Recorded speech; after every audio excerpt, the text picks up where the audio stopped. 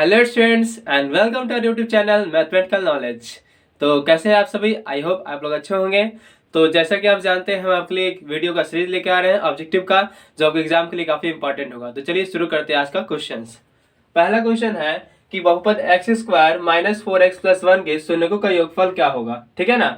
तो शून्यकों का योगफल कहने का मतलब बहुपद आपको दिया हुआ क्या, x square minus 4x plus 1। Clear है, ये आपको बहुपद दिया हुआ है और इससे आपको शून्यकों का योगफल निकालना है। शून्यकों का योगफल आप जानते हैं कि अल्फा और बीटा, हम दो शून्य निकाल के उसका नाम दे देते हैं अल्फा और बीटा। मतलब एक्स का ही दो मान आता है, ठीक है ना। एक्स का ही दो मान आता है जिसको हम एक अल्फा एक बीटा नाम देते हैं, कुछ अलग नहीं है कुछ, ठीक है ना। अब इस अल्फा और बीटा को क्या कहा जा रहा है, योगफल ज्ञात कीजिए। शून्यकों का योगफल जो शून्य निकलेगा आपका, मतलब अल्फा प्लस बीटा निकालना। क्या निकालना है? Alpha plus beta. अब ये बहुत आराम से निकाल सकते हैं, आपको पूरा सॉल्व नहीं करना है, एक्स का मान नहीं निकालना है। यहाँ पर क्या करना है, एक्स का मान नहीं निकालना है, सीधे फार्मूला होता है, क्या होता है फार्मूला, माइनस बी बाई ए। जब भी आपको शून्यकों का योगफल निकालना होगा तो मतलब अल्फा प्लस बीटा, फार्मूला हो जाएगा माइनस बी बाई ए। ठीक है ना। अब यहाँ भी माइनस बी बाई ए मतलब क्या हुआ, अब यहाँ पर देखिएगा ए जो हो जाएगा क्या हो जाएगा, एक्स स्क्वायर का गुणांक। एक्स स्क्वायर से क्या गुना रहा है, कुछ नहीं तो 1 गुना हो रहा है, तो ए बराबर हो जाएगा 1। बी बराबर एक्स का गुणांक, तो एक्स के साथ क्या गुना हो रहा है, यहाँ पे देख रहे हैं -4, क्या गुना हो रहा है, -4। तो बी की जगह पे -4 और सी क्या हो जाएगा आपका अचर पद, मतलब कि क्या है 1, जो भी यहाँ पर बचता है। +1 तो +1 प्लस नहीं लिखते हैं, माइनस तो हम -1 लिखते हैं यहाँ पे। ठीक है, क्लियर हो रहा है। तो ए की जगह पे हो गया 1, बी की जगह पे हो गया -4 और सी की जगह पे हो गया 1। अब आपको यहाँ पे जा रहा है अल्फा प्लस बीटा बताना। क्या बताना है? Alpha plus beta. तो कुछ नहीं है, माइनस लिख दिए फार्मूला से। बी कितना आपको दिख रहा है, -4 दिख रहा है, लिख दिए -4 बटा में ए कितना है 1। तो ये हो जाएगा माइनस क्या हो जाएगा प्लस, तो हो जाएगा 4 बटा 1, तो बराबर क्या हो जाएगा 4।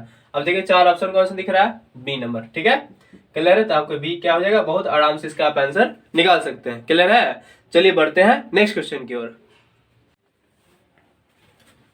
ठीक है, ध्यान दीजिए नेक्स्ट क्वेश्चन पे। नेक्स्ट क्वेश्चन क्या है कि मूल बिंदु ओ से 0 0 है से बिंदु P -x -y की दूरी होगी। मतलब कि आपको कोई दो पॉइंट दिया हुआ, एक पॉइंट दिया हुआ है O, दूसरा पॉइंट दिया हुआ है P। क्लियर है। और O जो कहाँ पे, तो मूल बिंदु पे। कहाँ पे है, मूल बिंदु। और मूल बिंदु का निर्देशांक होता है 0 0। ठीक है। और एक और बिंदु क्या है, P है, जो P कहाँ पर है, B का निर्देशांक दिया -x और -y। क्लियर है, -x और -y। और आपको इसके बीच का दूरी पूछा जा रहा है कि दूरी क्या होगा, ये आपको बताना है।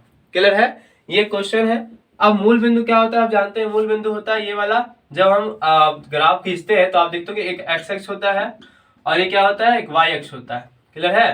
तो ये जहां पर ये दोनों प्रतिच्छेद कर रहा है, जहां मिल रहा है ये दोनों, तो इसको कहते हैं, ये होता है मूल बिंदु आपका। ये क्या होता है, मूल बिंदु। क्लियर है। और इस मूल बिंदु का जो निर्देशांक होता है 0 0 होता है, क्योंकि यहाँ पे x भी 0 होता है और y भी 0 होता है। ठीक है, ये एक्स्ट्रा था। अब ध्यान दें, हमको निकालना क्या है, दूरी निकालना है। दूरी कैसे निकालेंगे, दूरी का बहुत सिंपल फॉर्मूला हो जाएगा। यहाँ पर क्या हो जाएगा, आगे मान के चलिए O है और P, यहाँ लिख सकते हैं OP बराबर, इसका दूरी क्या होगा OP बराबर हो जाएगा अंडर रूट, यहाँ पे हो जाएगा x में से 0 घटा लीजिए, चाहे 0 में से x घटा लीजिए। ठीक है ना। तो हम लिख देते -x और -0। क्लियर है। और उस पर क्या है, स्क्वायर, -x और -0 उस पर क्या है, स्क्वायर। फिर -y यहाँ दे देंगे बाहर में प्लस, फिर -y, ठीक है, और -0 और उसका क्या, स्क्वायर।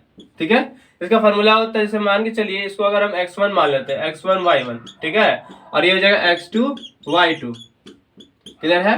तो फॉर्मूला होता है x2 x1 का होल स्क्वायर और प्लस y2 y1 का होल स्क्वायर। ठीक है। अब यहाँ पर हम क्या करेंगे, -x है -0 है, तो ये क्या हो जाएगा -x और उस पर क्या हो जाएगा स्क्वायर, अब प्लस ये क्या हो जाएगा -y, इस पर क्या हो जाएगा स्क्वायर, क्योंकि 0 से तो घटेगा नहीं, कुछ नहीं होगा। अब आप देख रहे हैं कि माइनस है। ठीक है, जब भी माइनस का हम स्क्वायर करते तो क्या प्लस हो जाता है, किसी भी संख्या स्क्वायर करें तो प्लस हो जाएगा वो। तो क्या हो जाएगा एक्स स्क्वायर और प्लस ये क्या हो जाएगा वाई स्क्वायर, इस पर क्या चला हुआ रूट। अब ये रूट से तो निकलेगा नहीं, तो ठीक क्या हो जाएगा, आंसर हो जाएगा आपका X square plus Y square. ठीक है। अब यहाँ ध्यान दीजिए कहाँ पे हमको आपको दिख रहा है X square plus Y square, देखिए फर्स्ट ही ऑप्शन दिख गया X square plus Y square, इस पर रूट चढ़ा हुआ है, तो आपका ऑप्शन नंबर ए क्या हो जाएगा, आंसर हो जाएगा। क्लियर है, आ रहा समझ में। बढ़ते हैं नेक्स्ट क्वेश्चन की ओर। ठीक है, ध्यान दीजिए नेक्स्ट क्वेश्चन में क्या लिखा हुआ है, tan π/2 का मान ज्ञात करें। ठीक है ना। अब यहाँ पर पाई का वैल्यू आप ये मत सोचिए कि पाई का वैल्यू जो होगा यहाँ पर 22/7 हो जाएगा, ठीक है, या फिर 3.14 हो जाएगा। ट्रिगोनोमेट्री में हम लोग पाई रेडियन का यूज करते हैं और यहाँ पर आपका tan जो है पाई का यहाँ पर जो वैल्यू होगा, पाई का वैल्यू 180 लेके चलते हैं। क्या लेके चलते हैं? पाई का वैल्यू 180 डिग्री, ठीक है ना। तो यहाँ पे लिखा हुआ है tan π/2। क्या लिखा हुआ है? tan π/2। तो हो जाएगा tan यहाँ पर 180 बाई कितना 2। तो आप बताइए 180 का आधा कितना होता है? tan 90 degree. क्या होता है? tan 90 degree. तो आप बताइए कि tan 90 का वैल्यू क्या होता है? तो tan 90 का वैल्यू हो जाएगा आपका अनंत। क्या हो जाएगा? अनंत। तो अनंत कहाँ दिख रहा है आपको? डी नंबर में। क्लियर है? इसका आंसर क्या आ जाएगा? डी नंबर अनंत। क्लियर है? बढ़ते हैं नेक्स्ट क्वेश्चन की ओर, ठीक है। ध्यान दीजिए, यहाँ लिखा हुआ है सेक स्क्वायर है बटा 1 प्लस कॉट स्क्वायर है। आपको बताना है कि 4 ऑप्शन दिया हुआ है, सेक स्क्वायर आएगा, कॉसिक स्क्वायर आएगा, कॉट स्क्वायर आएगा या फिर टैन स्क्वायर आएगा, ठीक है। अब यहाँ ध्यान दीजिए कैसे इसको सॉल्व करेंगे, बहुत सिंपल में सॉल्व कर सकते हैं। इसको ध्यान से देखिएगा, आपको सिर्फ फार्मूला याद होना चाहिए। सेक स्क्वायर है, इसको आप ऐसे ही छोड़ दीजिए। नीचे में क्या लिखा है? 1 प्लस कॉट स्क्वायर। क्या लिखा हुआ है? 1 प्लस कॉट स्क्वायर है। अब 1 प्लस कॉट स्क्वायर बराबर क्या होता है? एक फार्मूला आप पढ़े हैं, कोसिक स्क्वायर है, कोसिक स्क्वायर है माइनस कॉट स्क्वायर है बराबर क्या होता है? 1। मतलब cosec square theta minus cot square theta equal to क्या होता है? 1। अब यहाँ से हमको क्या चाहिए? 1 प्लस कॉट स्क्वायर है, मतलब कि माइनस उधर गया तो प्लस में, तो इधर क्या बचेगा आपके पास? कोसिक स्क्वायर ए बराबर हो जाएगा 1 प्लस कॉट स्क्वायर ए। मतलब 1 प्लस कॉट स्क्वायर की जगह पे हम रख सकते हैं क्या? कोसिक स्क्वायर है, तो हम इसके जगह पे रख दे रहे हैं क्या? हो जाएगा सेक स्क्वायर ए बटा ये हो जाएगा क्या? 1 प्लस कॉट स्क्वायर बराबर हो जाएगा कोसिक स्क्वायर ए। क्या हो जाएगा? कोसेक स्क्वायर ए। तो आप ध्यान से देखिएगा, तो ये हो जाएगा सेक स्क्वायर ए बटा वो क्या आ गया? कोसेक स्क्वायर ए आ गया। अब सेक स्क्वायर ए, अब सेक का उल्टा क्या होता है? कॉस होता है, और कोसेक का उल्टा क्या होता है? साइन होता है। तो क्यों नहीं हम सेक को चेंज कर लेते हैं, हमको इसको लिख सकते हैं क्या? कॉस स्क्वायर ए। तो सेक का उल्टा करेंगे तो 1 बाई कॉस स्क्वायर ए होगा, और कोसेक स्क्वायर का उल्टा करेंगे तो क्या हो जाएगा? साइन स्क्वायर ए। कोसेक स्क्वायर का उल्टा क्या हो जाएगा? साइन स्क्वायर है। अब ये साइन स्क्वायर है बटा कॉस स्क्वायर है, क्या बन गया? साइन स्क्वायर ए बटा कॉस स्क्वायर है। तो साइन स्क्वायर ए बटा कॉस स्क्वायर ए बराबर क्या होता है? साइन बटा कॉस का फॉर्मूला होता है साइन ए, मतलब साइन थीटा बटा कॉस थीटा बराबर होता है टैन थीटा। क्या होता है? साइन थीटा बटा कॉस थीटा बराबर क्या होता है? टैन थीटा होता है। क्लियर है? तो यहाँ पर हो जाएगा साइन स्क्वायर ए बटा cos square A equal to हो जाएगा क्या? Tan square A. ये आपका निकल के आ जाएगा आंसर। क्लियर हो रहा है? अब देखिए टैन स्क्वायर कहाँ दिख रहा है आपको? यहाँ दिख रहा है, तो आपका डी नंबर आंसर हो जाएगा। क्लियर है? ठीक है, ध्यान दीजिए नेक्स्ट क्वेश्चन क्या है। यदि घन का आयतन 216 सेंटीमीटर क्यूब हो तो घन का किनारा कितना होगा? ठीक है, तो घन का किनारा मतलब वही जो किनारा का लेंथ होगा भुजा का लेंथ होगा। तो आप जानते हैं कि घन का जो होता है, घन का आयतन क्या होता है? आपको पहले फार्मूला मालूम होना चाहिए। तो घन का आयतन का फार्मूला होता है भुजा क्यू। क्या होता है? भुजा क्यू। कहीं कहीं ए क्यू लिखा होता है। अब यह ध्यान दीजिए, घन का आयतन हम जो दिया उसको पुट कर दीजिए। क्या लिखा हुआ है? 216 लिख दिए। इधर लिखा है भुजा का क्यूब।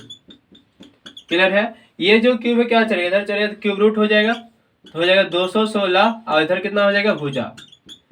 अब यह ध्यान दीजिए 216 क्यूब रूट हो गया। 216 क्या किसका होता है? तो 6 का क्यूब होता है।